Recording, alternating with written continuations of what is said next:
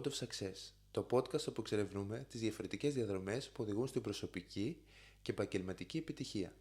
Σήμερα θα συζητήσουμε ένα θέμα το οποίο είναι πολύ διαφορετικό σε σύγκριση με τα προηγούμενα επεισόδια και αυτό είναι προήλθε με αφορμή την Παγκόσμια ημέρα εκπαίδευσης, άρα στο κομμάτι της εκπαίδευσης. Και έχουμε μια πολύ εξειδικευμένη στο χώρο αυτό καλεσμένη, η οποία είναι η Ελευθερία Κουτσιούμπα, η οποία είναι εκπαιδευτικό στην πρωτοβάθμια εκπαίδευση, καθώς και κατέχει μεταπτυχιακό πάνω στην κοινωνική νευροεπιστήμη, την κοινωνική παιδαγωγική και εκπαίδευση, αλλά και είναι δημιουργός του Child's Society, μιας πολύ καινοτόμας κατά την άποψή μου κοινότητας, η οποία έχει να κάνει πάνω στην ψυχική υγεία, τη συναισθηματική ασφάλεια και γύρω από το παιδί μέσα αλλά και έξω από την τάξη.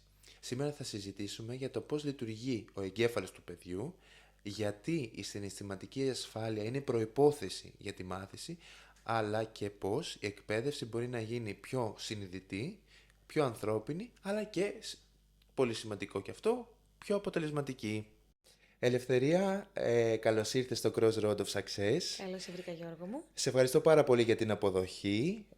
Να ξέρεις, είμαστε πάρα πολύ χαρούμενοι που σε έχουμε σήμερα κοντά μας, γιατί θεωρώ ότι θα κάνουμε μια πολύ διαφορετική συζήτηση με βάση τα προηγούμενα επεισόδια και θα είναι ένα κομμάτι που έχεις και εσύ πολλά κομμάτια να αναπτύξεις και θα είναι μια πολύ ωραία παρουσία.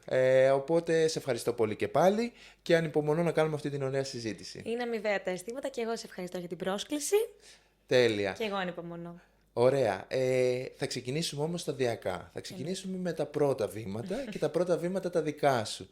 Πώς και αποφάσισες να ασχοληθείς με το κομμάτι της εκπαίδευσης και συγκεκριμένα με τις σπουδές? Νομίζω ότι από πολύ μικρή ήμουνα πολύ θετικά προσκύμενη στο κομμάτι παιδί. Δηλαδή, λάτρευα τα παιδιά. Ήθελα να είμαι κοντά τους. Βρισκόμουν σε ένα σπίτι, ήμουν με παιδιά. Τώρα θα μου πεις, είναι αυτός λόγος για να γίνεις δασκάλα? Τότε πίστευα πως αρκεί. Τώρα θεωρώ ότι χρειάζεται πολλά παραπάνω. Οπότε ήμουνα πάντα πολύ ορεξάτη και πίστευα ότι θα το κάνω καλά. Ξέρεις, όταν έχουμε όρεξη για κάτι, συνήθως προσπαθούμε και το κάνουμε καλά. Και ήταν κάτι που πάντα αγαπούσα. Οπότε όταν σε αυτόν τον αγώνα που κάνουμε όλοι των Πανελληνίων, όταν μου δόθηκε ευκαιρία να κάνω το μηχανογραφικό μου, ήθελα να ασχοληθώ σε βάθος με το παιδί. Και κοιτούσα είτε κάτι που να αφορά στην ειδική αγωγή, είτε γενικότερα για τα παιδαγωγικά. Οπότε, έπειτα από συζητήσεις και συμβουλές μεγαλύτερων που ήταν στο χώρο, κατέληξα στην απόφαση του παιδαγωγικού. Τα κατάφερα και νομίζω ότι μέχρι τώρα η απόφαση μου με έχει δικαιώσει. Ωραίο. Και σίγουρα συμφωνώ πάρα πολύ σε αυτό που λες με το κομμάτι του να ακολουθούμε πράγματα που βλέπουμε ότι έχουμε περισσότερη όρεξη και αγάπη γι' αυτό. Κλείσει, ναι. Νομίζω, ας πούμε, εγώ θα σου πω για το podcast, παρόλο που έχει πολλά πράγματα που θέλουν κόπο και το οτιδήποτε θέλει κόπο και δουλειά μας η καθημερινή, δεν κουράζομαι τόσο πολύ ή τόσο γρήγορα. Είναι μια γλυκιά κούραση. Ναι. Γιατί πιστεύω ότι είναι αυτό που πραγματικά με εξητάρει να κάνω. Σου δίνει ζωή. Ναι. Οπότε πάντα θεωρώ πως αν κυνηγάς και ασχολείσαι με αυτά τα κομμάτια, θα μπορέσεις σε βάθος χρόνου να είσαι και η καλύτερη εκδοχή του εαυτού σου, γιατί είναι αυτό το κουράγιο και η υπομονή την έχει σε μεγαλύτερο Έτσι, επίπεδο, ακριβώς. γιατί κερδίζει η αγάπη και το όνειρο. Ναι, και νομίζω ότι επειδή μιλάμε για τα πρώτα στάδια της ζωής ενός ανθρώπου, το να είσαι παιδί, ασχολούμενοι με αυτόν τον κλάδο, βλέπω και πράγματα δικά μου, της δικής μου παιδικής ηλικίας. Δεν το φανταζόμουν, οπότε αυτός ο δρόμος όλο ένα και θέλω να προχωράει. Δεν είναι ότι θέλω να σταματήσει εδώ. Νομίζω δεν θα σταματήσει ποτέ, είναι διαβίου.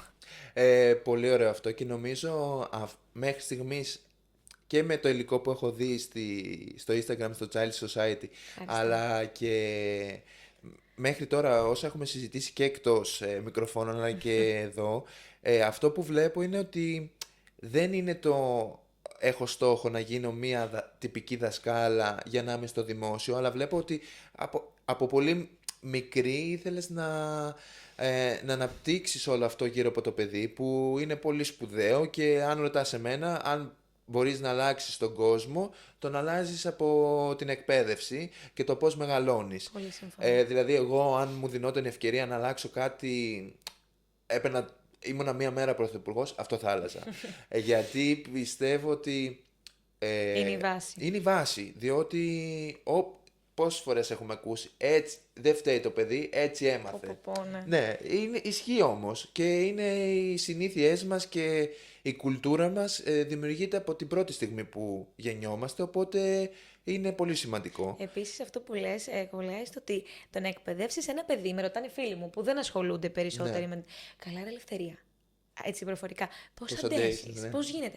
Και λέω παιδιά, είναι ευκολότερο να μιλάω με ένα 10χρονο, 11χρονο, με ό,τι αυτό συνεπάγεται, αφού εγώ έχω λάβει την κατάλληλη εκπαίδευση και έχω επίγνωση του τι κάνω, γιατί κανείς στα πρώτα του βήματα δεν έχει επίγνωση, να είμαι ειλικρινής, είναι πιο εύκολο από το να προσπαθήσω να εκπαιδεύσω έναν ενήλικα. Ναι, είναι αυτό. Γιατί διαμορφώνεται εκείνη την ώρα, ο χαρακτήρας διαπλάθεται. Είναι άγραφος πίνακας που λέμε. Οπότε είναι ευκολότερο, αν με ρωτάς, αν έχεις εκπαιδευτεί να το κάνεις, από ότι να έρθεις σε επαφή με 5-10 ενήλικες στο χώρο εργασίας. Ισχύει γιατί εγώ, δηλαδή δεν θα πω ναι, όντως έχεις δίκιο, δεν το είχα έτσι στο μυαλό μου. Έτσι το είχα στο μυαλό μου, γιατί όσο μεγαλώνεις, το βλέπω και σε μένα, αλλά και στην καθημερινή μου ζωή, όσο μεγαλώνεις πιο περίεργος γίνεσαι, όχι πιο εύκολος και πιο ευέλικτος, καλός ή κακός, και αυτοί που μένουν όντως ουδέτεροι και στάσιμοι και δεν αλλάζουν και δεν είναι ευέλικτοι στα νέα δεδομένα, είναι αυτοί που μένουν πίσω. Οπότε, αν δεν είσαι αυτό, έχεις αποτύχει. Άρα το καταλαβαίνω αυτό που λες, γιατί ένα παιδί 10 ετών δεν γνωρίζει αυτό που πας να το μεταφέρεις, οπότε δεν θα είναι και απόλυτο. Εμείς, καλώς ή κακώς, πολλές φορές δημιουργούμε την άποψή μας και την κάνουμε τόσο απόλυτη που ό,τι και να μας πει ο άλλος δεν αλλάζει. Εμείς πρέπει να ξεμάθουμε κάτι για να μάθουμε κάτι άλλο. Ενώ ένα παιδί θα το μάθει από την αρχή. Ωραίο αυτό, ναι, όντως. Ισχύει. Τώρα θα ήθελα να σε ρωτήσω, γιατί έκανες τις σπουδές πάνω στην εκπαίδευση, στα παιδαγωγικά, αλλά το πήγες και ένα βήμα παραπάνω στην κοινωνική νευροεπιστήμη και στην κοινωνική παιδαγωγική. Θα ήθελα να ακούσω πώς οδηγήθηκα. Πώς και είπες να κάνεις αυτό το επόμενο βήμα, γιατί θεωρώ ότι είναι ένα μεταπτυχικό πολύ εξειδικευμένο, πολύ σημαντικό και ειδικότερα τώρα στην εποχή μας που ολοένα και περισσότερο το ψάχνουμε αυτό, αλλά πώς σου δημιουργήθηκε, ποιο ήταν το θέλος σου? Λοιπόν, εξαιρετική ερώτηση, γιατί θέλω να σου πω ότι πριν το κάνω, πριν το σπουδάσω και το ολοκληρώσω, πάντα είχα την ανάγκη να μαθαίνω το γιατί πίσω από κάθε συμπεριφορά. Είτε αυτή η συμπεριφορά είναι παιδική, είτε είναι ενήλικη, γονεϊκή, οτιδήποτε. Πάντα είχα ανάγκη να μάθω το γιατί. Γιατί συμβαίνει αυτό, γιατί συμπεριφέρεται αυτός έτσι, γιατί... Αυτό το γιατί λοιπόν και τα αιώνια γιατί που έχουμε οι άνθρωποι στο κεφάλι μας, λέω πάω να το δω, να το αντιμετωπίσω. Πάντα μου αρέσουν οι προκλήσεις. Οπότε δεν δυσκολεύτηκα καθόλου να επιλέξω την εξειδικευσή μου. Συνειδητοποίησα πολύ γρήγορα, ήδη διαβάζοντας, πρωτού καν μπω στο πανεπιστήμιο, ότι η νευροεπιστήμη μας πάει στο γιατί το κάνει αυτό τόσο λάθος το παιδί, μας μετακινεί από αυτό στο τι συμβαίνει στον εγκέφαλο του παιδιού. Μήπως κάτι δεν λειτουργεί τόσο σωστά ώστε το παιδί να μπορεί να αποδώσει. Και επειδή συνεχώς ακούω ένα συνεχόμενο, το παιδί μου δεν μπορεί να κάνει τις ορθογραφίες σωστά, δεν μπορεί να συμπεριφερθεί σωστά όταν είμαστε έξω μαζί, δεν μπορεί. Και αυτό το δεν μπορεί, επειδή δεν μου άρεσε ούτε εμένα να το ακούω, ήθελα να ελαφρύνω και τη θέση του παιδιού και τη θέση του γονέα, να βοηθήσω με αυτόν τον τρόπο, να καταλάβει ότι δεν είναι ότι δεν μπορεί, δεν πρόκειται για μια έλλειψη προσπάθειας, μπορεί να είναι κάτι βαθύτερο.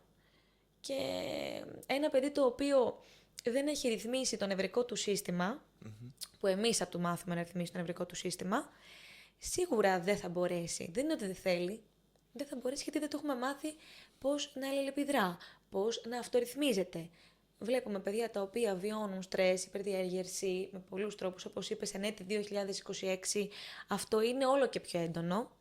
Τα ερεθίσματα είναι ποικίλα, οπότε χρειάζεται η σωστή ενημέρωση γύρω από αυτό. Και νομίζω ότι αυτό θα με βοηθούσε πάρα πολύ στο να διαχειριστώ 25-30 παιδιά κάθε χρόνο που έχω στην τάξη μου, αλλά και τους γονείς τους. Ναι, εντάξει, είναι πολύ δύσκολο αυτό το κομμάτι και είναι πολύ μεγάλη πρόκληση το κομμάτι αυτό που αναφέρει στη διαχείριση και παιδιών αλλά και γονέων και θα ήθελα να σταθούμε σε δεύτερο χρόνο πάνω σε αυτό. Απλά εγώ θα ήθελα να ρωτήσω λίγο περισσότερο για το κομμάτι της κοινωνικής νευροεπιστήμης. Με τι ασχολείται πάνω στο κομμάτι των παιδιών. Καλά κάνεις και ρωτάς, γιατί συχνά ξεσυγχέεται. Ουσιαστικά, με απλά λόγια, είναι ότι εγώ πρώτα κοιτάω, όχι εγώ ως άνθρωπος και όλοι οι άνθρωποι, κοιτάω τη συμπεριφορά, από πού δημιουργήθηκε, σε βάθος, κοιτάω το οικογενειακό περιβάλλον, κοιτάω τις σχέσεις που δημιουργεί το παιδί με το κοινωνικό του περιβάλλον. Κάνει εύκολα φίλους, είναι πιο μαζεμένο, συναισθαλμένο. Θέλω να δω τους γονείς για να καταλάβω.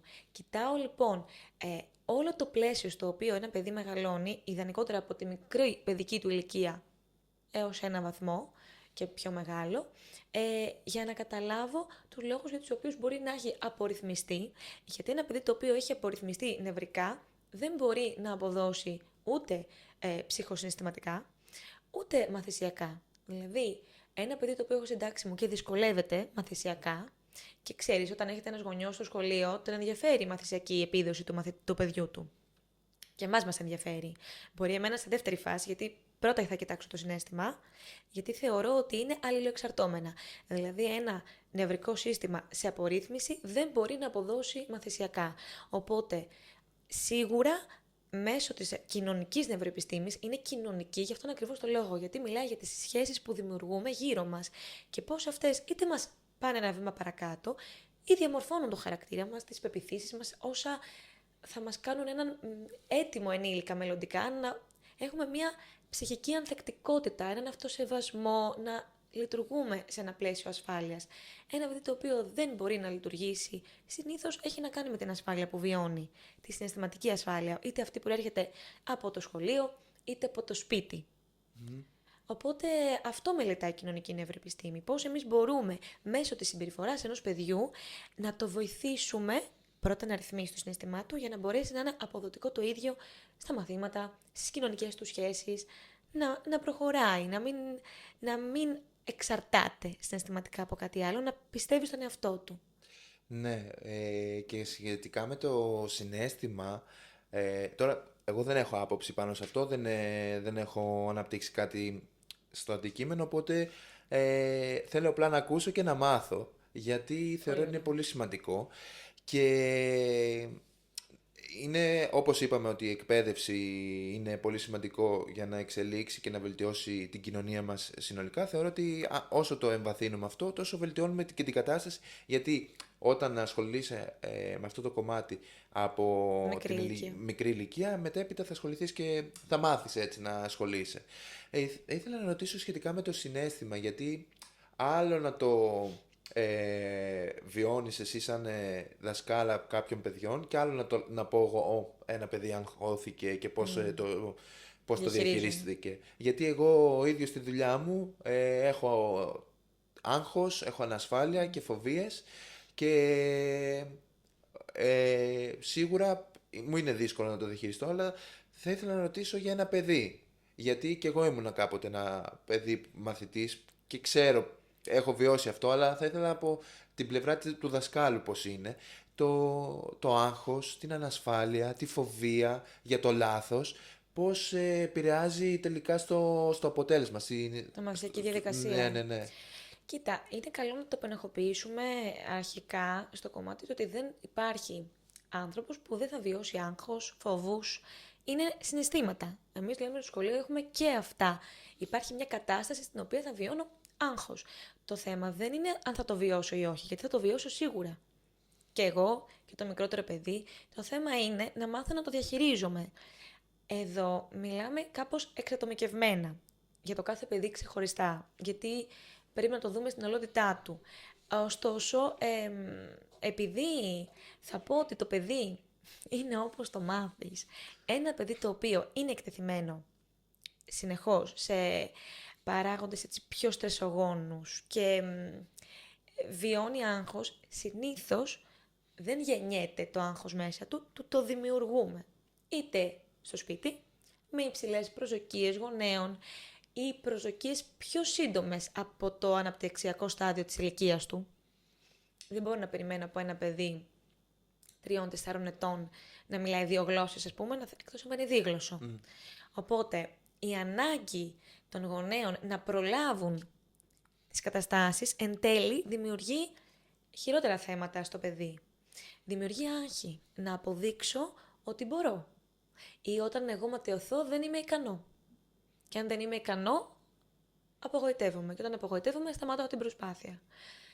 Οπότε εκεί είναι που πρέπει να κοιτάξουμε το παιδί στην κοινωνικότητά του, πώς είναι σπίτι, τι ερεθίσματα έχει, τι ακούει, πώς αυτά τα εκλαμβάνει. Δεν μπορείς να προλάβεις το άγχος ενός παιδιού, μπορείς όμως εσύ να ρυθμίσεις πρώτα ο ίδιος, ως γονέας, ως εκπαιδευτικός, ως φροντιστής, το συναίσθημά σου, να φροντίσεις εσύ ο ίδιος λοιπόν, να προστατεύσεις τον εαυτό σου, να διαχειριστείς το δικό σου συναίσθημα και έπειτα να το διαχειριστεί το παιδί. Ξέρω ότι αυτό που λέω δεν είναι εύκολο και δεν είναι εύκολο στην εποχή μας γιατί απαιτεί χρόνο. Οπότε χρειάζεται προσπάθεια. Και ό,τι χρειάζεται χρόνο, κόπο και προσπάθεια, τείνουμε να τα αποφεύγουμε. Οπότε είναι πολύ σημαντικό να κρατήσουμε όλοι στο δικό μας εγκέφαλο ότι θέλει χρόνο για όλους. Και πόσο μάλλον για μια ψυχούλα που είναι υποδιαμόρφωση και ο εγκέφαλός του είναι εντελώς ένα αναπτυσσόμενο μέλος που δεν μπορεί να σε λάβει την πληροφορία τόσο γρήγορα όσο ένας ενήλικας, ας πούμε. Οπότε εκεί είναι εξατομικευμένη η διαχείριση, υπάρχουν τεχνικές, υπάρχουν άνθρωποι που είναι κατάλληλοι γι' αυτό. Θεωρώ όμως ότι πρώτα πρέπει να ξεκινήσει από το γονέα, ή τον εκπαιδευτικό, ή τον φροντιστή, και έπειτα να περάσει στο παιδί. Ως παράδειγμα. Δηλαδή, είναι σημαντικό να έχουμε μια τυπική, όχι τόσο εξειδικευμένη γνώση, αλλά μια τυπική γνώση να αντιληφθούμε λίγο ότι κάτι δεν πηγαίνει σωστά. Όχι, δεν πηγαίνει σωστά. Να διαχειριστούμε μια δυσκολία, θα πω. Ναι. Ουσιαστικά αυτό που θέλω να πω είναι ότι είναι καλό να έχουμε επίγνωση του συναισθήματος. Να μην οι γονείς εκπαιδευτικοί, να μην ανταποκρίνονται με βάση τις ενοχές. Ναι. Γιατί δημιουργούνται ενοχές πολύ συχνά και σε εμάς και στους γονείς. Να ανταποκρίνονται με βάση την επίγνωση. Η επίγνωση έρχεται μέσα από την ενημέρωση. Εξού και εκπαιδευόμαστε. Δεν σταματάει αυτό. Οπότε, όπως εκπαιδεύεται ένας εκπαιδευτικός, όπως εκπαιδεύεται ένας γιατρός, δικηγόρος, υδραυλικός, έτσι να εκπαιδευτεί και ένας γονέας. Χωρίς αυτό να σημαίνει ότι υπάρχει μία πεπατημένη λύση και αν κάνεις αυτό, θα έρθει αυτό. Είναι πολύ πραγματικά. Υπάρχει ο χαρακτήρας, υπάρχει αυτό που ακριβώς λέω εγώ, εγκέφαλος. Ναι. Γιατί πολλές φορές όταν ο εγκέφαλος έχει μάθει να λειτουργεί με ένα συγκεκριμένο τρόπο, είναι πολύ πιο μεγάλη πρόκληση μετά να πας να κόψεις αυτή την νευρική σύνδεση εσύ στα 12. Ναι. Εγώ πιστεύω πάντως σε όλα αυτά που αναφέρεις σχετικά με το χρόνο. Θέλει χρόνο γιατί πιστεύω αυτή τη στιγμή που μιλάμε, αν το πιάσουμε τώρα. Δεν έχουμε χρόνο.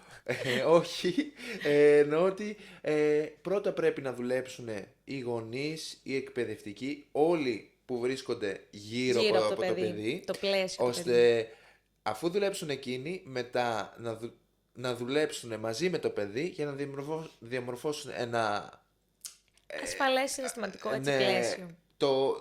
Ένα περιβάλλον που το παιδί θα μπορέσει να αναπτυχθεί με το δικό του τρόπο, με τα δικά του θέλω. Γιατί όλοι μας πολλές φορές, καλός ή κακός, και ακόμη και επεμβαίνουμε. σήμερα, και επεμβαίνουμε, αλλά και κυνηγάμε όνειρα άλλων.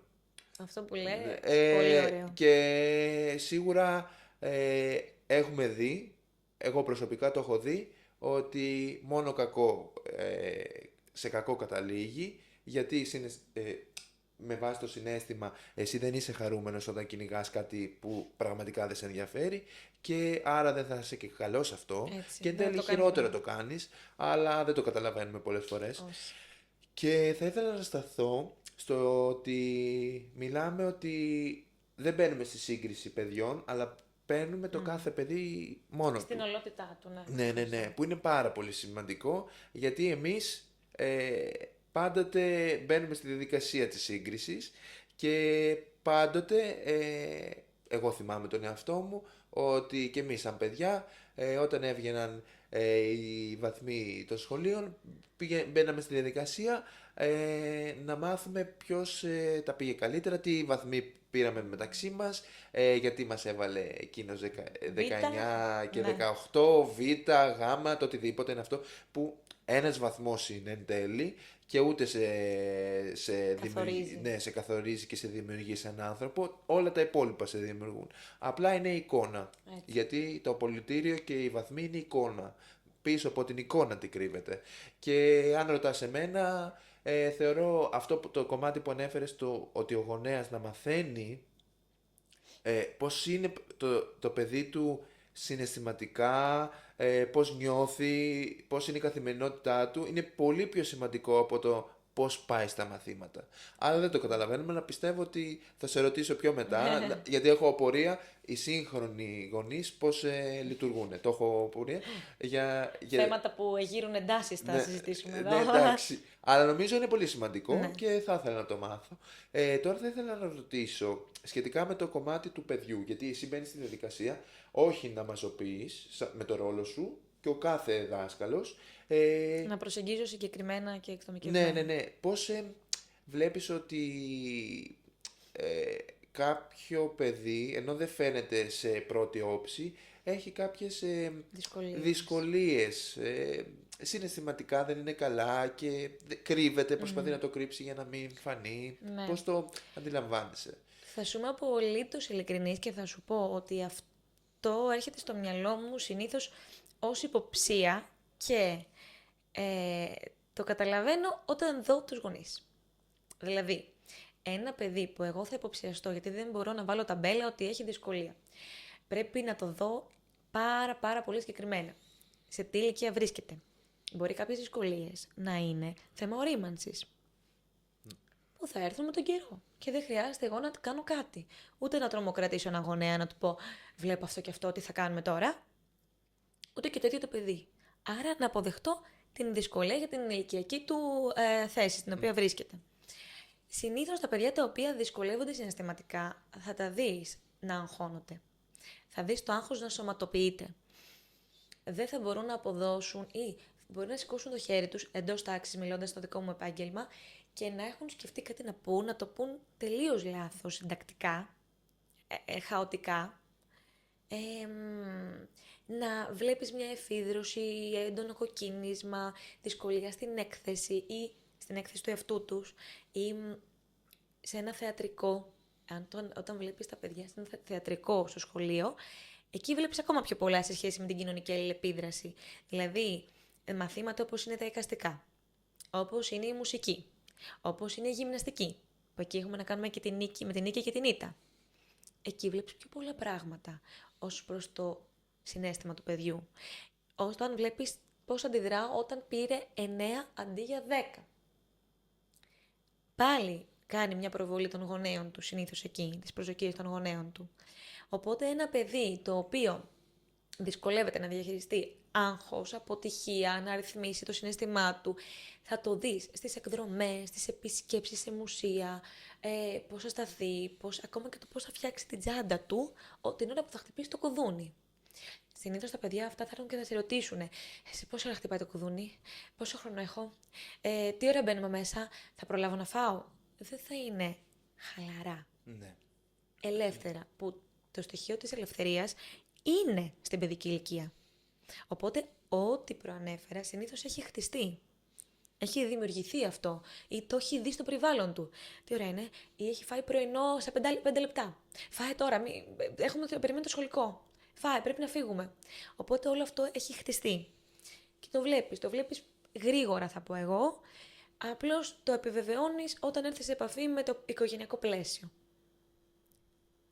Οκ, ναι, συμφωνώ πάρα πολύ στο κομμάτι της πίσης που δημιουργείται, γιατί εγώ μπορώ να το πω με βάση όσα έχω ζήσει ως παιδί και το ότι πώς συμπεριφερόμουν, δηλαδή όλα όσα ανέφερες, σίγουρα κάποιες φορές μου έχει τύχει να συμπεριφερθώ και εγώ έτσι, γιατί ε, ε, όλα τα παιδιά πάνω κάτω πολλές φορές αντιδρούν και αγχώνονται για κοινά προβλήματα. Δικά τους Ναι, ναι, ναι, προβλήματα, ναι, ναι. ναι. Οπότε καταλαβαίνω αυτό που λες και σίγουρα καταλαβαίνω το πόσο σημαντικό είναι η οικογένεια. Και συμφωνώ, αλλά θα ήθελα πρώτα να ρωτήσω πώς ένας δάσκαλος, μια δασκάλα δημιουργεί μια συναισθηματική ασφάλεια στο παιδί για αυτές τις 6-7 ώρες που θα είναι στο σχολείο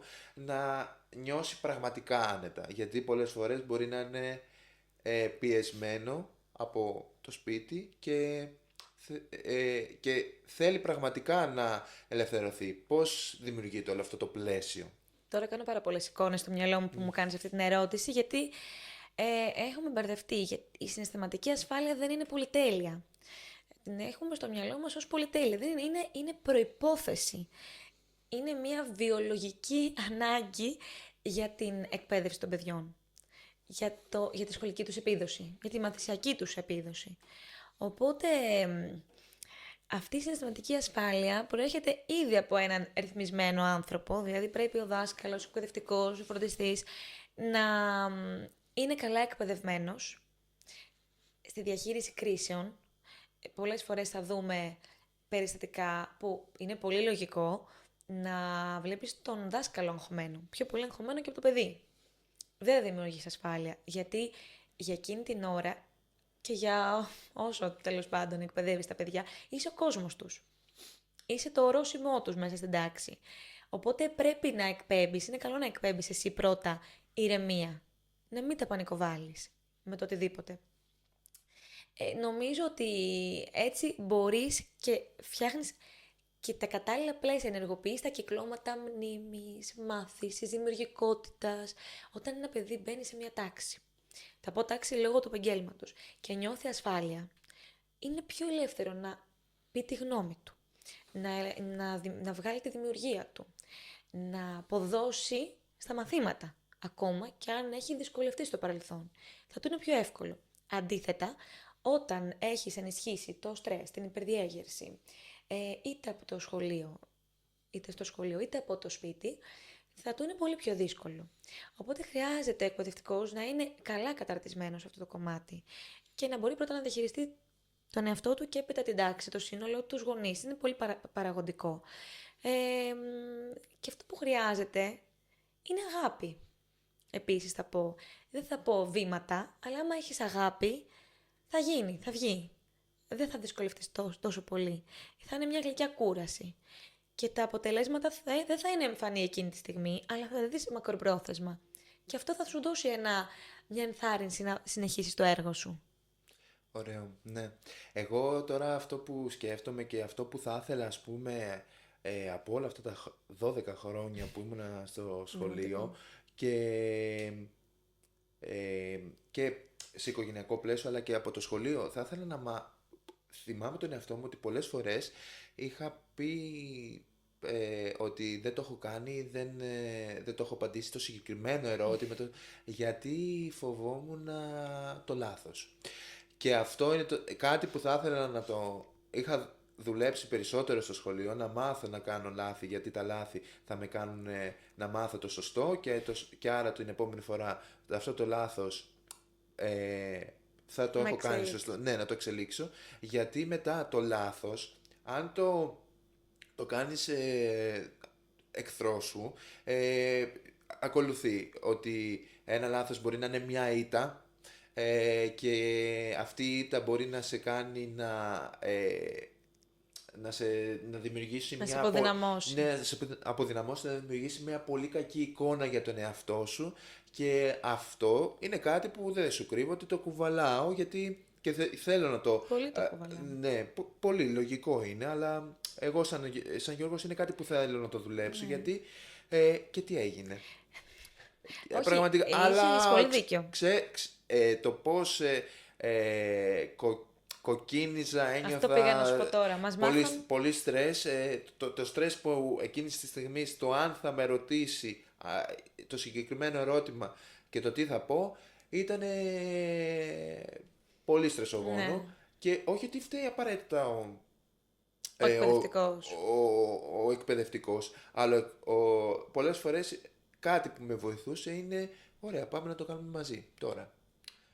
Που όντως είναι μια Αυτό καλή που λες πρακτική. τώρα ξέρεις ότι είναι η λεγόμενη συναισθηματική ασφάλεια. Ναι, Ότι ακριβώς. ένιωθες ασφάλεια, ναι, το καταλαβαίνω αυτό που Και λες. ότι πολύ, πολύ συχνά, όχι, δεν είναι ότι ήμουν και ο τέλειος μαθητής και τα έκανα όλα τέλεια, αλλά πολύ συχνά έλεγα υπάρχει αυτό που τέλειο. είχα γράψει και καλά ως το σκέφτηκα τώρα και ήταν αρκετές φορές σωστό. Άρα απλά εκείνη τη στιγμή έπαιρνα την επιβεβαίωση ότι το έκανα καλά, αλλά όμως και πάλι δεν είναι ότι το εμβάνθηνα και την επόμενη φορά θα ένιωθα confident να το πω. Ναι.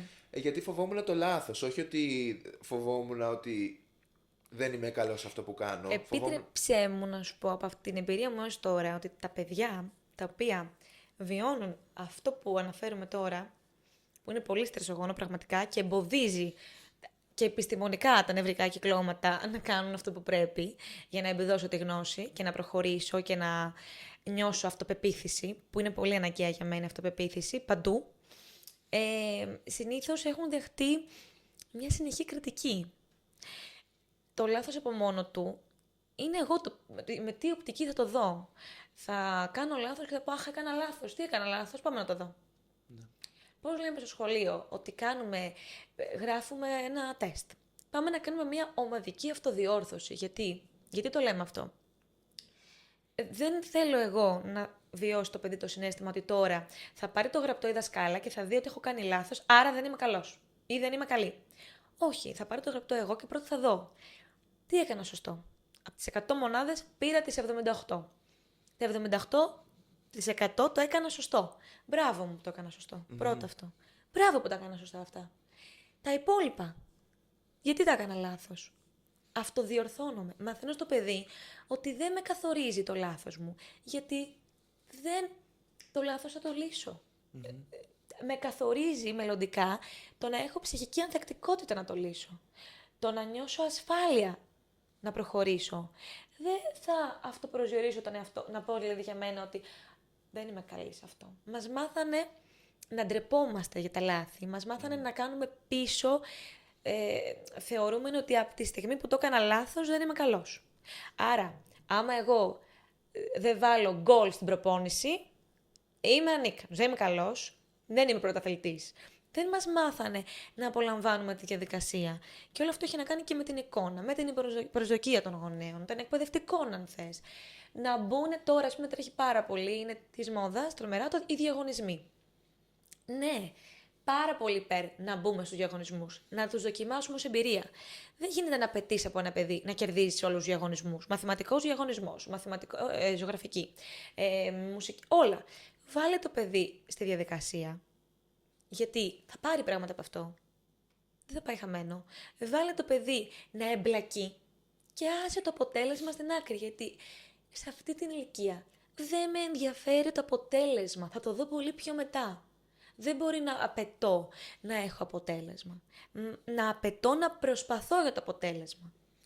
Ναι, αυτό που σχετικά με τους διαγωνισμούς έχεις απόλυτο δίκιο, γιατί και εγώ θυμάμαι τον εαυτό μου που από τότε υπήρχαν. Καλά, δεν είμαι και, και γέρος να λέω πριν τόσα χρόνια. Ναι. Αλλά ξέρεις τι θυμάμαι, ότι εγώ ας πούμε δεν συμμετείχα γιατί... Φοβόσουνα. Θα σου πω, και εγώ το ίδιο έκανα. Ναι, και αυτό, αλλά και δεν το προωθούσαν ως ένας διαγωνισμός που και 10ος να βγεις, πας για την εμπειρία. Ακριβώς. Να σε ρωτήσω κάτι. Δεν ξέρω, δεν είμαστε πολύ παλιά γενιά, όντως, όμως έχουν γίνει αλλαγές. Εγώ θυμάμαι να παίρνουμε το γραπτό στα χέρια μας και λέμε πόσο πήρες. Να γυρνάω σπίτι. Ναι, όλοι. Πόσο πήρες. Ναι. Ένας αριθμός δηλαδή. Ναι. Όχι, πώς τα πήγες, πού τα πήγες σωστά. Ναι. Άρα έχεις δίκιο τότε που μου έλεγες ότι αυτή την άσκηση την έλυσες σωστά. Μπράβο σου. Ή κατάλαβα, είχες πέσει μέσα στο ότι σε δυσκόλεψε αυτή η άσκηση. Δεν πειράζει. Πάμε να δούμε τι σε δυσκόλεψε, να το κάνουμε για την επόμενη φορά. Ναι. Ποτέ κανείς.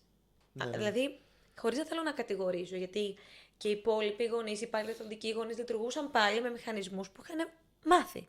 Γι' αυτό και τονίζω στο πόσο σημαντική είναι το να έχω επίγνωση και να ενημερώνομαι συνεχώς, γιατί διαπλάθω προσωπικότητες. Δεν ξυπνάω μια μέρα και λέω θα κάνω ένα παιδί και δεν με νοιάζει. Ό,τι είναι. Ούτε πάω και λέω θα είναι έτσι το παιδί με μένα. Γιατί έτσι θέλω να είναι. Δεν είναι, είναι μια ψυχή.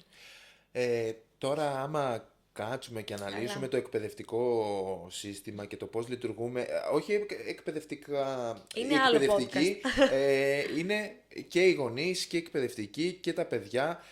Δηλαδή, εγώ σκέφτομαι αρχικά του πόσο καθόριζε το διαγώνισμα τριμήνου στο γυμνάσιο το βαθμό μου Στο πολιτήριο. στο απολυτήριο και στις, πώς το λένε, Στις στο καλοκαιρινό. όχι καλοκαιρινό, ξέρω εγώ μέσα στο τρίμηνο. Δίναμε ένα διαγώνισμα στη βαθμολογία. Ναι. Στο τρίμηνο, ναι. Ναι, στο τρίμηνο. Πόσο επηρέαζε. Που εν τέλει λάθος είναι γιατί πού μαθαίνεις το παιδί να είναι συνεπής. Κάτι που πρέπει να κάνουμε με τα επαγγελματικά. Μόνο στο αποτέλεσμα. Ναι, Και όχι στη διαδικασία. άρα εγώ στη δουλειά μου, με βάση αυτό που έχω μάθει, είναι ότι να περιμένω τη στιγμή να είμαι καλός στη μία παρουσίαση τριμήνου που θα φτιάξω, να είναι τέλεια, να τους τρελάνω όλους και μετά τους άλλους 2,5 μήνες. Ναι. Και σχετικά με τα λάθη ισχύει πάρα πολύ ότι απλά ο αριθμός, ένας τυπικός αριθμός και όχι να μάθουμε τα λάθη σαν λάθη και ξέρεις είναι πολύ ωραίο τώρα ας πούμε εγώ στη δουλειά μου που βλέπω ότι κοιτάμε τα λάθη μιας παρουσίασης το οτιδήποτε να το δουλέψουμε μαζί και πώς μπορούν να γίνουν καλύτερα το πόσο το έχω ότι wow το κάνουμε και αυτό ενώ έπρεπε να το μάθω από πολύ μικρός να το κάνω αυτό. Είναι μεγάλη κουβέντα, ναι. αλλά εγώ δεν θα το αναλύσουμε. Ναι, δεν θα το αναλύσω τόσο πολύ γιατί θέλω να σε ρωτήσω και άλλα κομμάτια που θέλω να μάθω από αυτά, γιατί είναι απορίες. Στο επόμενο podcast που θα κάνουμε θα μιλήσουμε μόνο για το εκπαιδευτικό για το πώς νιώθαμε σαν παιδιά και πώς θα θέλαμε. Αλλά θα ήθελα να σε ρωτήσω τώρα για τον σύγχρονο γονέα πώς είναι στο σχολείο, δηλαδή πώς συμπεριφέρεται, ποια είναι η σχέση δασκάλου γονέα πλέον, γιατί εγώ θυμάμαι μια τυπική σχέση όταν πάμε να πάρουμε τους βαθμούς, εντάξει, εσύ που είσαι και σε δημοτικό θυμάμαι ότι υπήρχαν και πιο συχνά συναντήσεις, να δούμε πώς πηγαίνει και το παιδί, ναι, αλλά τώρα πώς είναι πραγματικά και είναι κάτι που το βλέπεις οι γονείς να θέλουν να μάθουν περισσότερο για το παιδί τους? Νομίζω ότι οι γονείς προσπαθούν να είναι, είτε με το σωστό είτε με το λάθος τρόπο, αλλά αρκεί η προσπάθεια, πιο κοντά στην ολότητα του παιδιού τους, δηλαδή και στο συναίσθημά του.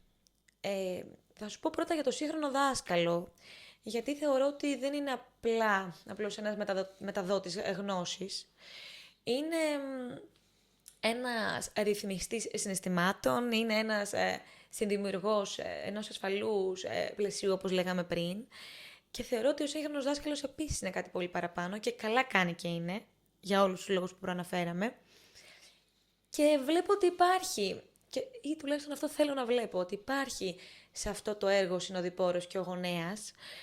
Με ποια είναι θα το πω, γιατί ξέρεις αυτό γύρει εντάσεις, θα ακούσεις ένα γραφείο εκπαιδευτικών να συζητάμε πολλά σχετικά με αυτούς τους γονείς και αυτός ο γονέας και είναι έτσι και δεν μπορεί. Ναι, υπάρχουν και οι δύο όψεις. Θέλω να μείνω στη θετική και να αγκαλιάσω τη θετική και να σου πω ότι χρειάζεται να τονίσω ότι δεν χρειάζεται να συμφωνούν σε όλα οι γονείς με τους εκπαιδευτικούς. Γιατί νομίζω ότι νιώθουμε ότι είναι καλός γονέας αυτός που συμφωνεί μαζί μας. Δεν χρειάζεται να συμφωνεί, γιατί είμαστε σε δύο διαφορετικούς ρόλους. Χρειάζεται όμως να μιλάμε την ίδια γλώσσα επικοινωνίας και σεβασμού και κατανόησης προς τον αναπτυσσόμενο εγκέφαλο του παιδιού. Γιατί ο στόχος μας είναι κοινός. Το με ποια οδό θα οδηγηθούμε στο στόχο είναι κάτι το οποίο πρέπει να συζητήσουμε. Άρα λοιπόν υπάρχει ενημέρωση, σεβασμός, κατανόηση και στις δύο πλευρές. Τα αποτελέσματα θα είναι καλύτερα. Δηλαδή βλέπω ότι ο σύγχρονος εκπαιδευτικός με τον σύγχρονο γονέα μπορούν, όταν υπάρχει θέληση και ενημέρωση, να δημιουργήσουν κάτι πολύ όμορφο μαζί. Τώρα στον αντίποδα, όταν υπάρχει αυτό που λέω εγώ κατεβασμένα ρολά, το παιδί μου είναι τέλειο, έχει το μεγαλύτερο IQ, το υψηλότερο IQ που έχω δει, είναι χαρισματικό, είναι. Και εγώ δεν ακούω τι μου λες, εσύ που το βλέπεις παραπάνω ώρες την ημέρα από μένα, σε ένα άλλο πλαίσιο, εκεί χρειάζεται δουλειά του γονέα. Δεν μπορεί να κάνει κάτι άλλο ο δάσκαλος μου, γιατί βρίσκει ένα τείχος. Δεν μπορεί. Ναι. Και δυστυχώς μετά δυσκολεύεται και το έργο του στο ίδιο το παιδί. Και εκεί έχει τη ματέωση των εκπαιδευτικών. Ισχύει πάρα πολύ γιατί, εντάξει, αν δεν, γιατί είναι τρία άτομα που... Τρίπτυχο επιτυχίας το λέω εγώ αυτό. Ναι. Είναι το παιδί, είναι ο δάσκαλος, δασκάλα και ο γονέας. Αν όλα από αυτά τα τρία άτομα δεν κάποιος... Σπάσει την αλυσίδα. Ναι. Σταματάει η παραγωγή ρεύματος. Ναι. Ναι, σωστό, γιατί ξέρεις, μετά και εσύ σαν ελευθερία που πηγαίνεις στη δουλειά σου, τι θέλεις να βοηθήσεις τα παιδιά να αποκτήσουν μια ασφάλεια και μια, το οτιδήποτε ο στόχο έχεις εσύ που Ο κάθε εκπαιδευτικός. ναι, ο κάθε εκπαιδευτικός έχει διαφορετικό στόχο, αλλά αν αυτό σου το εμποδίζει ένας γονέας επειδή ξέρεις ότι και προσπάθεια να κάνεις στο τρίμηνο θα έρθει και θα σου πει το δικό του, εντάξει, δεν σημαίνει ότι πρέπει και εσύ σαν εκπαιδευτικός να αποκλείσεις το παιδί. Και δεν νομίζω πως το σκέφτεσαι έτσι. Δεν φέρει καμία ευθύνη το παιδί. Ακριβώς, απλά καταλαβαίνεις ότι μέχρι ένα σημείο φτάνει. Δυστυχώς. Εγώ πια, να σου πω την αλήθεια, θα ακούσω. Θα το ακούσω και θα προσπαθήσω να καταλάβω αυτό που σου λέω, το γιατί πίσω από αυτή τη συμπεριφορά του γονέα. Γιατί και ο γονέας μπορεί να έχει μια δικιά του προσδοκία. Και όταν τον γονέα τον ακούς, σου μιλάει, γιατί έχει ανάγκη να σου μιλήσει. Ναι. Οπότε όταν εγώ κάτσω απέναντί του και τον ακούσω και δεν είμαι καταπέλτης ότι έτσι και έτσι είναι, και πω πώς το βλέπετε σπίτι, σας ακούγονται περίεργα όλα αυτά που λέω εγώ, επιβεβαιώνεται η άποψή μου και στο σπίτι, υπάρχει κάτι που πρέπει να βελτιώσουμε πρώτα εδώ για να έρχεται πιο χαρούμενο στο σπίτι. Γι' αυτό λέω ότι μιλάω για σύνδεση. Αυτή η σύνδεση θα φέρει τα αποτελέσματα. Οπότε και ο εκπαιδευτικός πρέπει να κάνει ένα βήμα πίσω και να ακούσει. Δηλαδή, δεν αναιρείται η αυθεντία του, αυτό που υπήρχε παλαιότερα. Επειδή ξέρεις τώρα πια υπάρχουν και πολλά χιουμοριστικά βιντεάκια στο διαδίκτυο σχετικά με τους γονείς, πώς ήταν παλιά, πώς είναι τώρα. Εμένα μ' αρέσει η εξέλιξη, αρκεί να είναι κοινή με τον ίδιο στόχο. Ναι.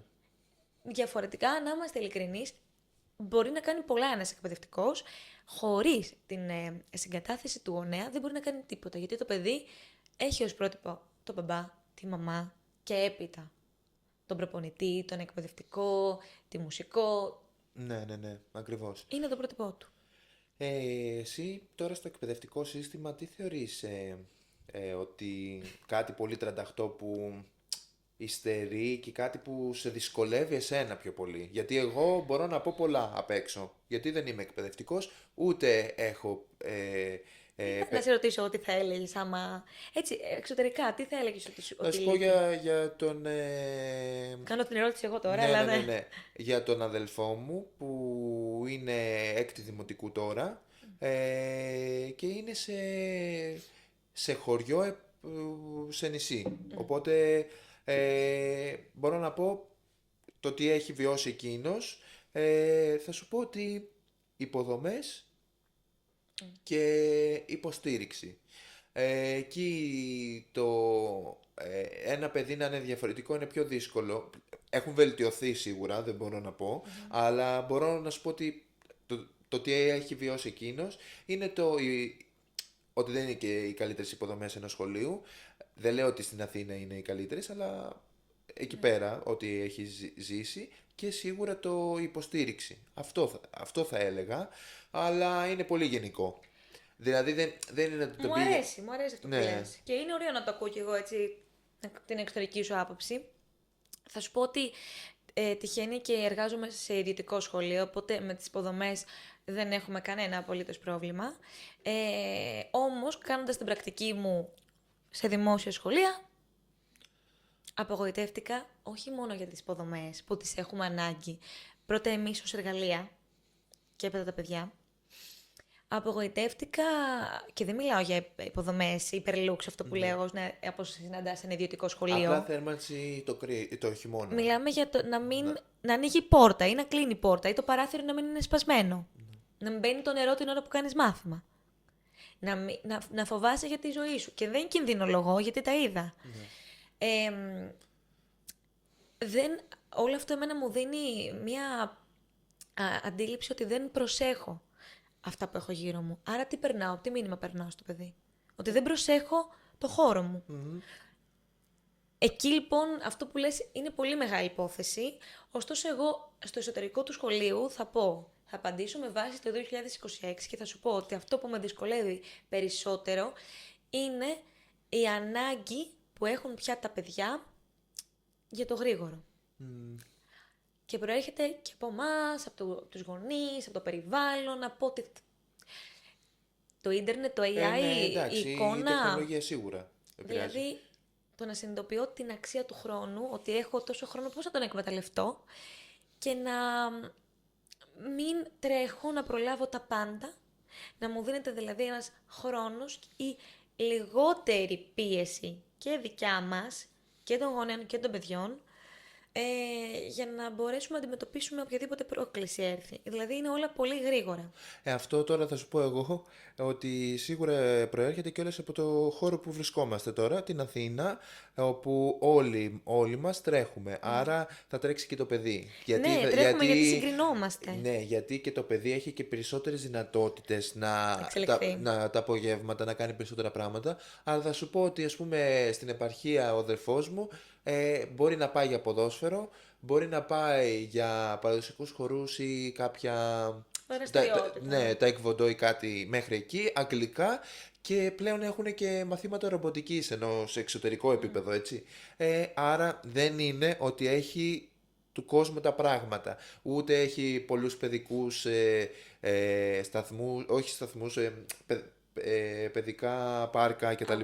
Για να πάνε να παίξουν και ότι... Να έρθουν κοντά. Έχουν πάρα πολλές ευκαιρίες να κάνουν πράγματα τα απογεύματά τους.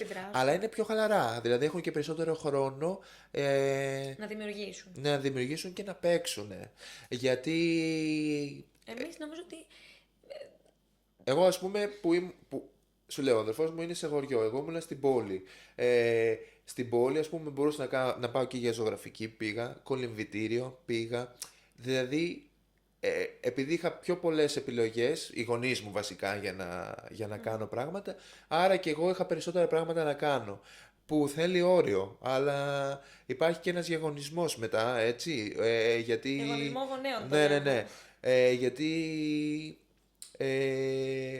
αν ένα παιδί κάνει λιγότερα πράγματα από ένα άλλο, νιώθει... Λιγότερα ικανό, ναι. Και πολλά άλλα. Αυτή είναι η νοοτροπία. Είναι η νοοτροπία που δεν είμαι υπέρ. Αλλά εγώ αυτό βλέπω στο εκπαιδευτικό σύστημα, ότι βιαζόμαστε πολύ. Η τόση βιασύνη, δηλαδή να γίνουμε πολύ σύγχρονοι, χωρίς την κατάλληλη εκπαίδευση. Ισχύει αυτό. Δηλαδή να μπουν ακόμα και στα δημόσια σχολεία που μπήκαν, ας πούμε, κάποιοι διαδραστικοί πίνακες, ή να μπει, ας πούμε, πιο πολύ ένα μάθημα που αφορά στο ίντερνετ, στο διαδίκτυο, στο πώς διαχειρίζομαι, πώς λειτουργώ εγώ στο διαδικτυακό κόσμο, η ενημέρωση. Γίνεται από ανθρώπους που ακόμα δεν είναι καταρτισμένοι. Δηλαδή, είσαι εκπαιδευτικός, κάνε αυτό το πρόγραμμα. Δεν αρκεί να είσαι εκπαιδευτικός, αυτό το λέω. Δεν αρκεί να βγεις από τη σχολή για να μιλήσεις για τη σεξουαλική αγωγή. Ναι. Πρέπει να εκπαιδευτείς, πρέπει να πει το σχολείο, το κράτος, πάμε να εκπαιδεύσουμε, ή από μόνος σου αντίστοιχα, το ακούω πολύ σοβαρά στην πρωτοβουλία, πάμε να μάθω για να μπορέσω να πω, να μιλήσω. Αυτό χρειάζεται χρόνο και ο χρόνος είναι περιορισμένος και για τα παιδιά και για εμάς και για όλους, οπότε νομίζω ότι αυτό χρειάζεται λίγο να αντιμετωπίσουμε, ότι δεν γίνεται να τα έχουμε όλα τώρα. Γίνεται αυτό, πρέπει να προχωρήσουμε, να εξελιχθούμε αφού ενημερωθούμε, αφού εκπαιδευτούμε, για να μπορέσουμε να το διδάξουμε σωστά και όχι γρήγορα. Ωραία. Τώρα θα μιλήσουμε για το δικό σου έργο, πέρα από την καθημερινότητά σου ως εκπαιδευτικός, για το Child Society. Ποια ανάγκη ήρθε να καλύψει, θεωρείς εσύ, και τι πρεσβεύει? Ωραία ερώτηση και αυτή και σε ευχαριστώ που μου δίνεις το βήμα να απαντήσω. Νομίζω ότι ένιωσα την ανάγκη να γεφυρωθεί η νευροεπιστήμη, που ξέρεις ως λέξη ακούγεται, νευροεπιστήμη, δηλαδή όταν έλεγα ότι κάνω το μεταπτυχιακό, δηλαδή με δεν σχολείσαι, δεν είναι ότι κάνω ειδική αγωγή, άρα δηλαδή τι κάνεις, ξέρεις, γύρει απορίες. Οπότε η ανάγκη ήρθε για να γεφυρωθεί η νευροεπιστήμη με την καθημερινή ζωή στο σχολείο και στο σπίτι. Δηλαδή να μιλήσω ακριβώς και συγκεκριμένα, όχι θεωρητικά, για το πώς βάζω το όριο, πώς ρυθμίζω το συναίσθημά μου, πώς χαμηλώνω και έρχομαι κοντά στο παιδί για να μπορέσω να το βοηθήσω. Πιο πολύ με πρακτικούς τρόπους, ρεαλιστικούς. Ξέρω ότι μπορεί να μην ακούγονται πάντα ρεαλιστικοί όταν, ξαναλέω, τρέχουμε όλοι μας να προλάβουμε, αλλά έστω και με απλά λόγια, πρακτικά, χωρίς βαρύγδουπες δηλώσεις και χωρίς γρήγορες λύσεις, να κάνω όσο το δυνατόν πιο εύκολη τη ζωή των εκπαιδευτικών, τη δική μου. Δηλαδή, πρώτα-πρώτα ήρθα να καλύψω και τη δική μου ανάγκη. Δηλαδή, να δω εγώ τώρα τι μελέτησα, πώς αυτό που μελέτησα θα έρθει σε εφαρμογή, πώς θα δω τα αποτελέσματα, πώς θα το επικοινωνήσω, για να μπορέσει να γίνουμε όλοι μια κοινότητα με ένα κοινό σκοπό και ένα καλό, κατά τη γνώμη μου, σκοπό. Επίσης, χρειάζεται να τονίσω εδώ ότι η μεγαλύτερη μου ανάγκη είναι να δούμε όλοι μας, και βάζω και τον εαυτό μου μέσα σε αυτό, το παιδί ως ολότητα. Δηλαδή, σώμα, εγκέφαλος, συναίσθημα. Δεν είναι μόνο αυτό που λέγαμε οι αριθμοί του. Γιατί όταν το δούμε ως ολότητα θα δημιουργήσουμε έναν άνθρωπο με ψυχική αντεκτικότητα, συναισθηματική ασφάλεια, αυτοσεβασμό, αυτοπεποίθηση και όχι απλώς μαθητές. Αυτό με ό,τι συνεπάγεται. Ωραίο. Εμένα πάντως μέχρι στιγμής ότι έχω παρακολουθήσει μου αρέσει πολύ, γιατί είναι, ξέρεις, κάτι πολύ διαφορετικό και πιστεύω, εντάξει, δεν είμαι γονιός για να το εμβαθύνω και να πω λες να το κάνει το παιδί μου, κάτσε να το δω και να το μελετήσω πολύ αναλυτικά, αλλά έχει μια πολύ διαφορετική χρειά και είναι πολύ σημαντικό. Πολύ Και εγώ θα ήθελα να ρωτήσω σε πρακτικό επίπεδο, ας πούμε, τι προσφέρει σε ένα παιδί και σε έναν γονέα όλο αυτό το εγχείρημα. Κοίτα, σε ένα παιδί, πέρα από το μάθημα, θα πω εγώ, που είναι εκπαιδευτικό υλικό, προσφέρει την ψυχική ηρεμία του γονέα, θεωρώ, ή τουλάχιστον την ανάγκη του γονέα να ενημερωθεί και να αλλάξει κάτι που έκανε στο παρελθόν και να δοκιμάσει και νέες μεθόδους.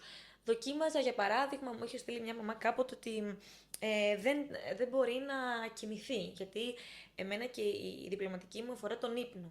Κυρίως, και μπορούμε να το αναπτύξουμε αυτό σε άλλη στιγμή. Ναι. Δεν μπορεί να κοιμηθεί. Το θέλω, γιατί έχω κι εγώ. Έχω και ραδιοφωνία. Ναι. Είναι όντως.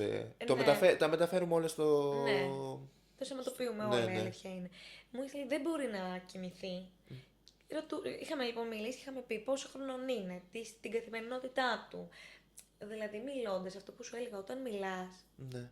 και ο γονέας ανακουφίζεται, ακούει μια διαφορετική, άλλη επιστημονική λύση από το βήμα του δασκάλου και από το βήμα του εκπαιδευτικού, και εγώ ακούω το βήμα του γονέα όμως. Ναι. Δεν κλείνω τα αυτιά μου σε αυτό. Και μαζί ψάχνουμε να βρούμε λύσεις, όχι άμεσες, μακροπρόθεσμες. Αυτό είναι πολύ σημαντικό να τονιστεί. Και μόνο που θα μιλήσει ο γονέας, θα ακούσω εγώ, θα λάβω κι εγώ μια εμπειρία. Και αν δηλαδή κάνουμε 10 κουβέντες μαζί, στο τέλος θα καταλήξουμε γιατί το συγκεκριμένο παιδί δυσκολεύεται να κοιμηθεί. Μπορεί να είναι κάτι που περνάει, μια αναπτυξιακή φάση, ένα άγχος που του δημιουργήθηκε γιατί είδε κάτι στην τηλεόραση.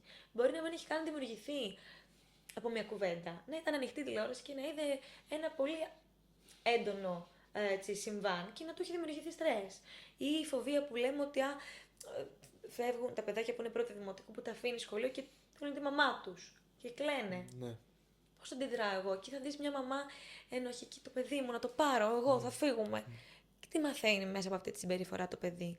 Οπότε να το δούμε στην ολότητά του μαζί και να λειτουργήσουμε με επίγνωση και όχι να μην ανταποκριθούμε με ενοχές και φόβο. Αυτό. Ωραίο. Εγώ πάντως, αν κάποια στιγμή γινόμουν γονέας, αυτό που αν το έχεις σαν υπηρεσία θα το αγόραζα και θεωρώ με όλα αυτά που έχεις αναφέρει θα έχεις πολύ ωραίο αποτέλεσμα και σου το προτείνω, είναι το κομμάτι του ποιος είναι ο ρόλος του γονέα στην εκπαίδευση του παιδιού σε βάθος χρόνου. Θα γράψω άρθρο γι' αυτό. Όχι μόνο άρθρο και ολόκληρο e-learning, εκπαίδευση γίνεται, το πιστεύω. Τέλειο. Εγώ θα το αγόραζα, γιατί πιστεύω ότι είναι πολύ σημαντικό να καταλάβουμε το ρόλο μας. Τι ωραίο αυτό που είπες. Και θεωρώ ότι μπορείς να το αναπτύξεις αυτό, γιατί πιστεύω ότι όλοι δεν είμαστε για όλα, έτσι. Και έχουμε όλοι έναν τίτλο. Αλλά αυτός ο τίτλος είναι διαφορετικός, γιατί στην επαγγελματική μας ζωή, επαγγελματικά εσύ είσαι μια δασκάλα, ωραία. Εγώ είμαι ένας ιδιωτικός υπάλληλος που έχω έναν τίτλο σε μια δουλειά. Στην προσωπική μου ζωή αυτή τη στιγμή δεν είμαι γονέας, αλλά κάποια στιγμή μπορεί να είμαι γονέας. Έχω εκεί έναν άλλο τίτλο. Δεν σημαίνει το ότι μπορώ στη δουλειά μου να βρω τη λύση, σημαίνει και ότι σαν γονιός θα βρω τη λύση. Μπορεί να μην είναι αυτή η δουλειά μου. Είναι η δουλειά μου όμως να βρεθεί η λύση. Και άρα να την ψάξω μόνος μου αν μπορώ, να ψάξω το κατάλληλο άτομο που πρέπει να ακούσω. Και αυτό είναι το πιο σημαντικό. Άρα αυτό που είπες είναι να τέλειο. το οριοποιήσουμε. Ναι. Πού είμαι εγώ και πού φτάνω. Ναι. Γιατί και στη δουλειά μας και παντού πολλές φορές, όχι απαραίτητα κακοπροαίρετες, ναι. από την καλή μας θέληση μπαίνουμε στα χωράφια του άλλου. Και είναι πάρα πολύ σημαντικό να καταλαβαίνουμε πού μπορεί να βοηθήσει ένας γονιός το παιδί και πού ξεπερνάει τα όρια. Και όχι τα όρια ότι και καλά δεν μπορώ να το κάνω, δεν μπορώ να το... ότι δεν είναι. Ναι, ότι καλύτερα να το συζητήσεις με τη δασκάλα σου, το δάσκαλό σου, με το. Είναι βαθιά ρίζα αυτή που πας να αγγίξεις. Εγώ σου λέω, επειδή επεξεργάζομαι πολλά πράγματα, αυτό αν μου το έδινες θα το αγόραζα με τα χίλια. Μετά... Γιατί. Μου δίνεις ωραίες ιδέες πάντως, μ' αρέσει. Ήρθες για podcast και σου. Στα credits αυτής της συλλογίας. Πάντως συνέχισε αυτό που κάνεις, εμένα μου αρέσει πολύ και θεωρώ ότι κάθε ενέργεια, πρωτοβουλία που δημιουργεί όχι απαραίτητα μια νέα ανάγκη σε έναν γονιό, σε έναν άνθρωπο, οτιδήποτε είναι αυτό, αλλά τον βοηθάει να γίνει καλύτερος, γιατί όλοι θα πούνε, οκ, έχεις τη σελίδα, έχεις το podcast, το οτιδήποτε είναι αυτό, για το βωμό του χρήματος. Όχι. Για άλλο λόγο ξεκίνησες, προφανώς και κάποια στιγμή καλοδεχούμενο να μπορείς να βιοπορίζεις από αυτό που αγαπάς και από αυτό που σου αρέσει πραγματικά. Γενικά πάντα, αν μου επιτρέπεις, πια μετά από 10 χρόνια στο χώρο, στην αρχή πολύ. Από τα 10 ξεκίνησες. Ωραία, τώρα θα πάμε τέλεια. Αλλά όχι, μπήκα πολύ γρήγορα, η αλήθεια είναι. Βλέποντας ανθρώπινες συμπεριφορές, πάντα κάτι θα έχουν να πούνε. Ναι. Όλοι για όλα. Όλοι έχουν άποψη για το πώς διδάσκεις, για το πώς ζεις, για το τι επιλέγεις. Οπότε κλείνεις τα αυτιά σου, κάνεις αυτό που αγαπάς, προσφέρεις, βλέπεις τι feedback έχει όλο αυτό, γιατί και εσύ μπορεί να κάνεις λάθη. Ναι. Κανείς δεν είναι άτρωτος. Και αυτό που λέω και εγώ στα παιδιά, προσπαθούμε όλοι μας, και εγώ, ως δασκάλα τους εννοώ, γιατί ξέρεις, τα παιδιά νομίζουν ότι «Κύριε, δεν το ξέρετε αυτό». Όχι, δεν το ξέρουμε αυτό. Δεν το ξέρω αυτό. Πρέπει να εκπαιδευτώ, δηλαδή πρέπει να το μάθω ή να το ψάξω αυτό που μου είπες. Οπότε νομίζω ότι όλοι μας πρέπει να κάνουμε μια αυτοκριτική και να γινόμαστε η καλύτερη εκδοχή του εαυτού μας μέρα με τη μέρα. Γιατί αυτός είναι και ο στόχος. Δηλαδή να προχωράω εγώ, όχι να πατάω τον άνθρωπο που με ακολουθεί. Ναι. Ή που είμαστε στο ίδιο επάγγελμα, ή έχω κι εγώ παιδί, έχει κι αυτός παιδί, το δικό μου παιδί, όχι το δικό σου παιδί. Όλων τα παιδιά με ένα κοινό σκοπό. Όλοι μας αυτό που αγαπάμε. Οπότε να κλείνουμε τα αυτιά μας στις πάρα πολύ κακές κριτικές, γιατί όπως είπαμε επιστημονικά έχει αποδειχθεί ότι δημιουργεί στρες που δεν το θέλουμε. Ναι, εννοείται. Και δηλαδή εγώ έχω πάρα πολλά πράγματα να σου πω ότι σαν γονιός θα ήθελα να μην τα κάνω και να με βοηθήσει κάποιος άνθρωπος να τα κάνω. Π.χ. το κομμάτι της σύγκρισης που αναφέραμε. Είναι πάρα πολλά. Είναι ωραίο όμως που προβληματίζεσαι. Αυτό σημαίνει ότι θα γίνεις καλός γονιός. Οι γονείς που Στην πράξη, γιατί, γιατί είναι το συναίσθημα, έτσι. Ωραία τώρα απ' έξω, Ναι. όταν θα κυριαρχεί το συναίσθημα και από... Είδες, το Αν δεν το, συναίσθημα, ναι, ρύθμιση. ναι, αν δεν έχω μάθει να το διαχειρίζομαι και δημιουργεί άγχος, περάσεις, θα το ναι. περάσω. Μακάρι, αλλά στην πράξη. Γι' αυτό θέλει δουλειά και όταν προπονείς τα συναισθήματά σου, το οτιδήποτε είναι αυτό, όταν θα είσαι στον αγώνα, θα είσαι πιο έτοιμος. Προετοιμασμένος, ναι. Οπότε πρέπει να εκπαιδευτούμε, πρέπει να προπονηθούμε Και για να οτιδήποτε είναι προχωράμε, αυτό. ναι, συμφωνώ. Τέλεια. Ελευθερία, σίγουρα θα μου ξαναέρθεις εδώ Σίγουρα πέρα. θα ξαναδείτε. για Έχω να περάσει και πολύ ωραία και έχεις και ένα τέλειο χώρο να Ευχαριστώ πολύ. Και είναι πολύ ζεστή η φιλοξενία σου. Ομολογώ, on-off camera θα το πω ότι Ευχαριστώ είσαι... πολύ, ευχαριστώ. Οπότε σίγουρα θα ξαναέρθεις για να συζητήσουμε και άλλα θέματα και είναι πολύ σημαντικά θέματα, οπότε έχει σημασία. Σε ευχαριστώ πάρα πολύ και για το ταξίδι που έκανες σήμερα, αλλά και για την έτσι, παρουσία σου εδώ, για την όμορφη συζήτηση και ανυπομονώ να το ακούσω στο edit, αλλά και να βγει live για το αποτέλεσμα. Και εγώ ανυπομονώ. Εγώ σε ευχαριστώ πάρα πολύ, να ξέρεις, για τη φιλοξενία. Ένιωσε πάρα πολύ ωραία. Μ' αρέσει η αλληλεπίδραση. Μιλάς πάρα πολύ ωραία και κερδίζει και τον συνομιλητή.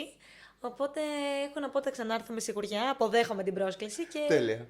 εύχομαι τα καλύτερα και σε σένα. Ευχαριστώ πολύ.